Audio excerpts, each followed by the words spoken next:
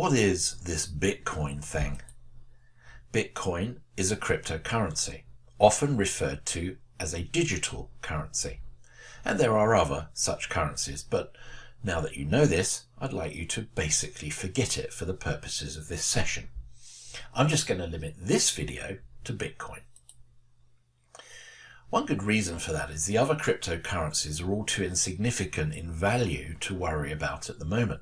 Just so you understand that, one Bitcoin right now, 2:10 p.m. on the 22nd of February 2017, is officially worth $1,119.72, or, if you prefer, £899.43. The nearest other cryptocurrency to that in value is currently a ZEC at $28.58. So there's quite a big difference.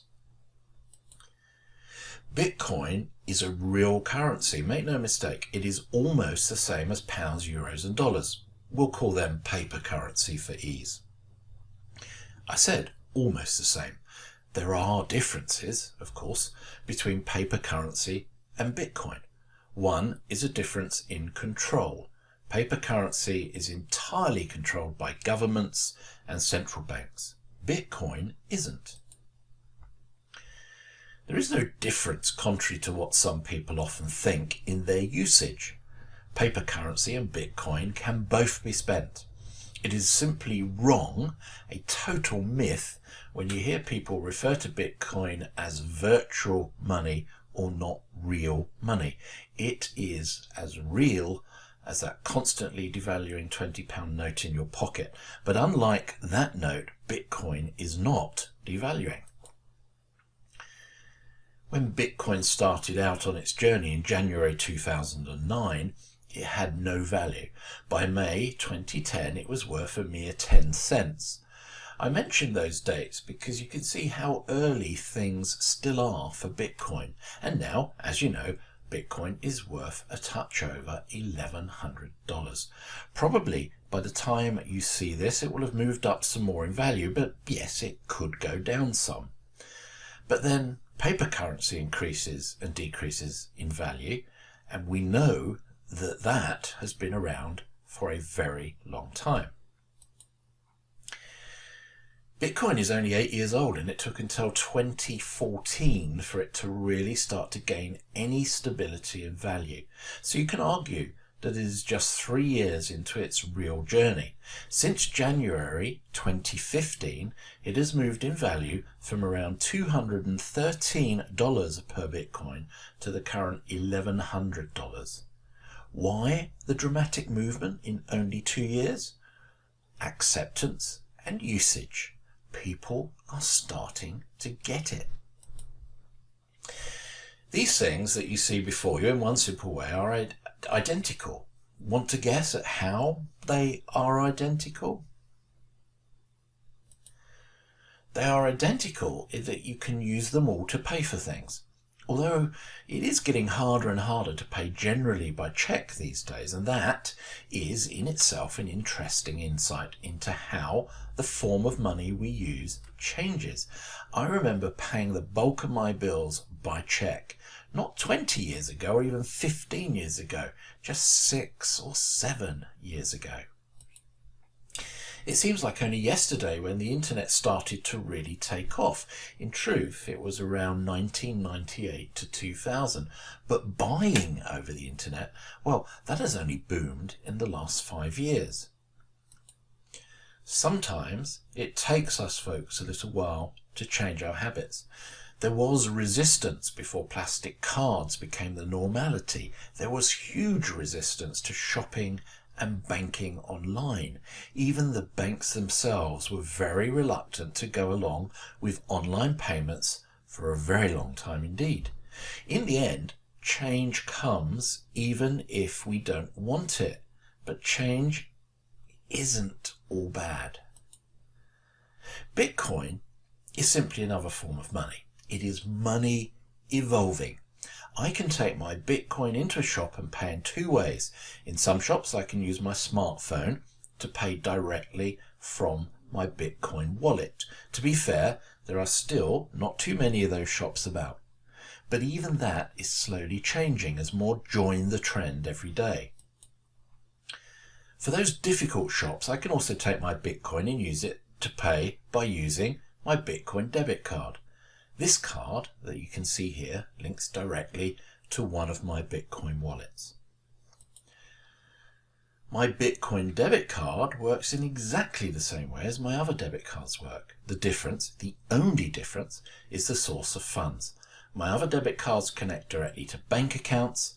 The one I just showed you, my Bitcoin debit card, links directly to a Bitcoin wallet. Bitcoin's development into larger scale use is not an if, it is a when. A Bitcoin wallet is where you keep your Bitcoin. And unlike my bank accounts, I am the only person that can send money out of my Bitcoin wallet. Nobody can take money from it. If my bank decides to raid my bank account and take money from it, there isn't a thing I can do to stop them. Here's a great fact about Bitcoin. Would you believe me if I told you that I can legally create Bitcoin out of effectively thin air? Hard to believe, isn't it?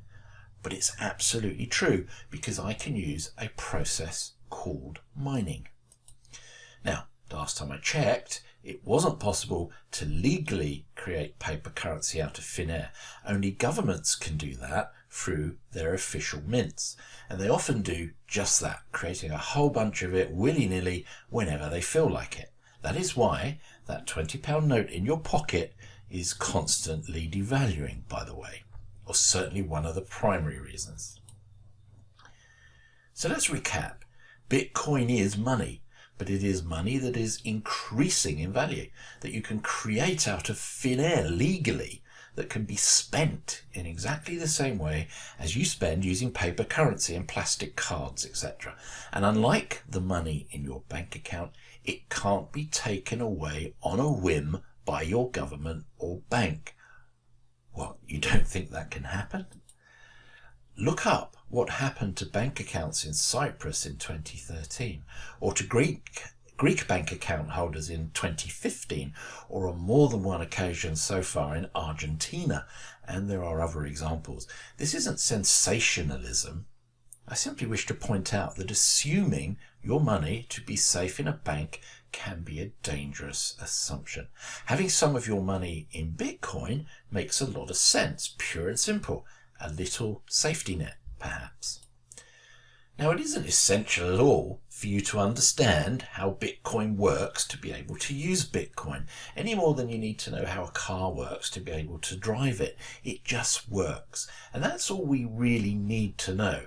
But maybe some basic facts might still be a good idea. I'm not going to go into too much detail in this video, but Bitcoin is computer code. It was developed to challenge the long-held belief that only a government could create money and only a bank could administer it. That was all fine and dandy until 2008 showed us that this age-old system of money might just be broken. Perhaps the banks were not as safe as we had thought, and perhaps there was an alternative way to create and store wealth that did not need the government or the bank to interfere.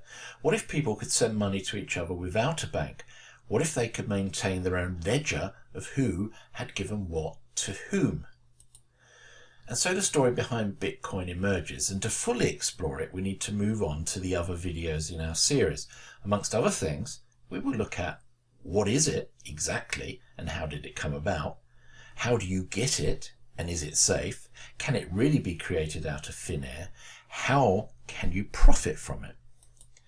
The world is changing, but then you already knew that. It is changing in many ways and money changes all the time. That is nothing new. Money, the way we exchange things of value for goods and services, has constantly evolved. Bitcoin, and to a lesser extent other cryptocurrencies, are simply part of that evolution.